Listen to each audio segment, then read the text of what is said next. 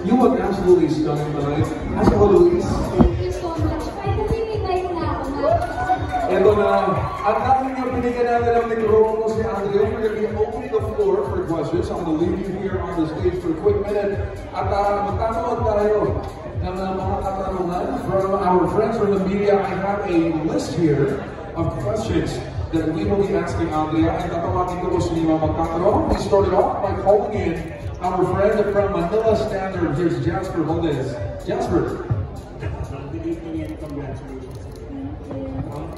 My question is, paano mo nalaman na ito yung bagong calendar ng 2026? And ano yung unang reaction na Well, of course, I have to go through my manager, and my initial reaction was, I was shocked at first. As in, napaisip ako parang, ako? Talaga ba? Oh my gosh. Then napaisip ulit ako, wait, ready na ba ako? Ready na ba yung mama ko? Yung mama ko, yung lola ko, nandito pala ngayon. Sorry na, ready na din ba yung mga fans ko? Kasi syempre, lumaki ako like, sa screen, nakita nila ako very bagets pa. So inisip ko, ready ba talaga sila? But then I got super excited kasi I knew that this was something that I can do and that I also wanted to do. I knew that I was ready. And I'm really happy to be here. This was such an honor, and of course, it's such a huge milestone for me. So, yay! Beautiful! Maraming salamat, Jasper. Thank you. Grabe naman yun. Totoo naman, we have witnessed Andrea grow up before our very eyes. Yeah, not literally. Totoo, not literally, but you know, we've seen the ups and downs, we've seen your eras na iba-iba, and this is the most iconic yet so far. We're going to be seeing more of Andrea. We got more questions this time from Manila Bulletin. We have Clarissa Alcantara. Congratulations. We've seen you all seen the photos with the and paano niyo approach Well, I had to prepare physically and mentally. Gusto ko pa nga talaga ituloy yung preparation ko, but unfortunately, I got hospitalized a month before the shoot, so hindi ako nakapag-work out at all. Kasi I was 2 weeks, so I just stayed disciplined with my meal plans. Hindi ko na din sinagad yung sarili ko. Kasi I also didn't want to push this idea na you had to look a certain way or a specific body shape para maging calendar girl ka.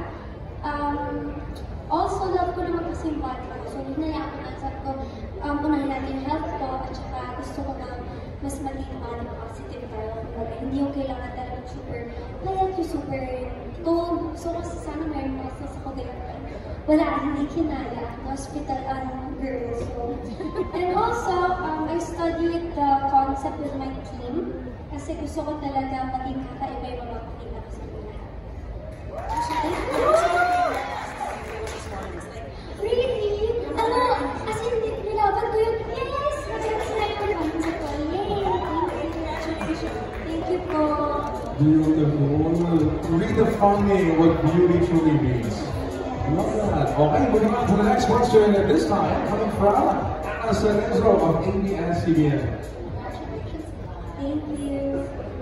What do you think are attributes of a mentor and impact that made you hold the title this year? For me po kasi ang Tagway Calendar Girl is about being real, confident, kailangan mo embrace kung sino ka talaga, kailangan mo accept yung flaws mo. So siguro na-enjoy ko yung title niya this year kasi I learned how to own every version of myself. Yung playful side ko, yung soft side ko that are strong and fierce. So yeah, really proud about that. Siguro yun po. Grabe, and we cannot be more proud of what you're becoming. Next up, we have from Acquire.net, Jessica Evangelista. Hi Andrea, congratulations. Nakilala ko ng mga tao because of your iconic TV roles like Aden and Dinto. So how does it feel to step into a more mature role, a phase of your career? Well, it feels empowering, definitely. But sometimes, I kind of feel weird. Sometimes, kasi parang lahat sila nakita ko na bagay sa way. Tapos yung nakita nila, ganito na yung for me kasi talagang I like to shock them. I like to keep them guessing kung anong next kong gagawin. So yeah, it feels amazing. It feels good na nakita nila akong bagets at ngayon nakita nila ako as a woman. And now I am more intentional with what I do. I am more confident with what I want to do with my career. Mas in control na with my career right now. So hindi na siya about proving anything. It's more about enjoying where I am and just celebrating my work. Thank you. Grabe, nakakatawa naman. Pati the way you answer, like, nag-evolve mo rin, very, very mature, very woman, very intelligent. I love it so much. Lastly, we have one final question this time coming from TV5, Bon Belindario. Hi, Dai! Congratulations! Sunod-sunod yung mga pasabog mo. Ano ba aasahan ng fans mo this 2026? Actually, madami pa. Madami pa mga ganap na hindi nila inaakala. Madami pa pang mangyayari. Siguro masabi ko talaga more mature roles and more creative projects. Maraming exciting collaborations. And yun yung mas gusto ko lang mag-evolve, not just as an actress, pero as a woman din. So, ayan, excited lang ako na makita ng lahat ng tao kung ano mga mangyayari next year. Excited din kami, Dai. Congratulations! Thank you po. Thank you so much to our friends from the media, and thank you, Andrea. Grabe yun, no? Ang transformation ni Andrea, na-witness natin talaga from start to now. It truly just speaks volumes on how much longer you have in this industry. Talagang longevity is guaranteed. I've been in the industry for like 13 years. It's more than half of my life. Yeah. And masama ba for sure because you're stepping into new eras every now and then. So ito talaga, the true definition of versatility, the true definition of longevity. Wonderful!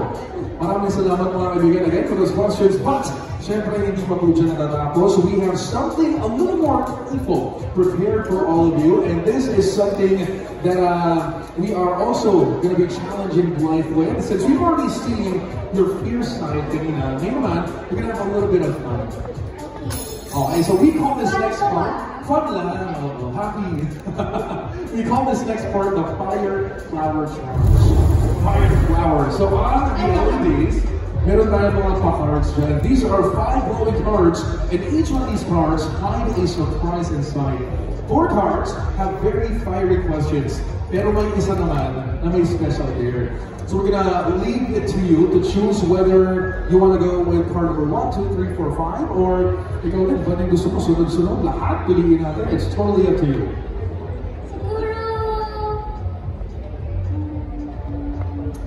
This one, the first card. The first card. All right, we're starting with card number 1. Everybody, here we go. First card is, what is the one moment in your career that made you say, this is my time? I think tonight. Ngayon. Tonight is my time.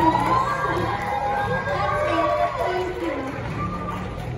Alam mo, aside from being the new calendar girl, I personally see you everywhere. I see you everywhere on social media. I see you everywhere sa mga billboards. This really is your winning era, I may say. Thank you. Moving on to another card. Let's go with one more, please. The middle one. Card number 3 Yes. for Andrea.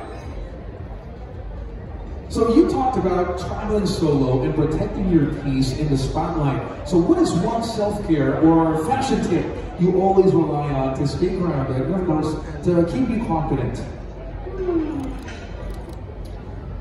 Siguro kasi I really love music. Like when I travel, lalo na kapag solo traveling, Right. parang ang companion ko yung music eh. Right. And also, pag gusto ko din parang quiet yung noise, nakikinig ko lang sa music, so I always bring. Yun na lang yung tip ko. Right. I always bring my earphones. Para kung gusto ko lang i-mute yung work. Or when I'm on the way to work, or meron akong performance, and I need to hype myself up, or kailangan ko kalma. So, I think yun yung isa sa mga secret weapons ko to set my mood. That's amazing. You know, music also is an escape for some. Yes. And it's also empowering for a lot of us. So music is the one tip that Self-care too. song fantasy ka, pwede mo naman ka na. Yeah, I love rocking kasi while listening to music. Alright, beautiful. Moving on to another card, please. We have Second one. card number 2. Let's go. So you've spoken about drawing the line and asking people to judge your work and not your personal life. When did you first decide to set that boundary, and how has this changed you? Actually, sa pagkakaalala ko kasi, nasagot ko yan when I was asked, na parang as a public figure, ano daw yung thoughts ko and opinions ko sa mga tao na nag-judge sa amin freely. Right. And I said, first of all, artista ako, so judge my work, not my personal life. In my opinion, I think you can, pero like as a public figure kasi of course yeah. Kasama yung pag-sacrifice ng privacy. But then again, I think talaga you can judge it when I post it, when I share about it, when I put it out there for you guys to see and to talk about. Sure. Pero when you see an artist being low-key about something, then I think we should respect that. We should respect that boundary. So, yun yung sagot ko doon. I love it. How has it changed you? Well, kakasagot ko lang yun last week, so we'll see. Ngayon, sana mas mag-spread yun at mas mapaisip din yung mga tao. Yeah, tao pa rin sila. Yes, public figure kami, but we are not obligated to share everything. Absolutely. And explain everything. Absolutely. You know, a lot of fans, a lot of admirers, they have blurred the lines between fandom and reality. Parang hindi na nila malalaman kung ano ba talaga yung boundaries na dapat nilang hinihila rin for themselves. Because there are boundaries. They are human beings. Our idols, our icons, the artistas, they are all human beings. So just like what you said, totoo lang din, tama lang din na meron tayong still a slice of privacy for our own selves. And we have to keep that peace. More. As a public figure, it's our job to protect our privacy. Kasi ang dami talaga correct. There are things that our artistas, our idols, shall be keeping to themselves and we have to respect that. Nagiging seryoso na. Okay, meron pa tayo one more fiery question. Fourth card na lang. Card number 4. So Edo, you have urged the Gen Zs to stay politically aware and voice their future. What inspires your fire, and how do you keep growing when the world is watching? Ooh. Actually, it's more of, it's my generation that inspires me to speak up and voice out for our future. Kasi politics, it is and should be a very important topic na dapat kaya natin pag-usapan. But let's be honest, it can cause a lot of arguments, a lot of bashing. But with what's happening sa bansa natin ngayon, it's really hard for me to just stay silent. So I think yun yung nag-inspire sa fire ko to speak up about our future, our country. And may doon na question. Kinombo niyo ako itong question. How do you keep growing when the world is watching? At first it was really hard nung bagets ako. But then, as I grew older, naisip ko lang na mag-focus lang talaga sa purpose ko, not the pressure. Focus sa goals ko, not the opinions of those who don't matter, really. Absolutely. And just have faith in God's plan and time. That's beautiful. You know, however polarizing the idea of talking about politics is, you are still so brave enough to make a stand, to think your ideologies, your ideas, and ipaalam sa lahat ng mga tao. Lahat ng Pilipino, ngayon pa tulad ng sinabi mo, very important ang mga boses ninyo na may malaking platform. Maraming salamat. And this is the kind of fire that lasts, one that grows and not just glows. Kaya naman, we have one final card.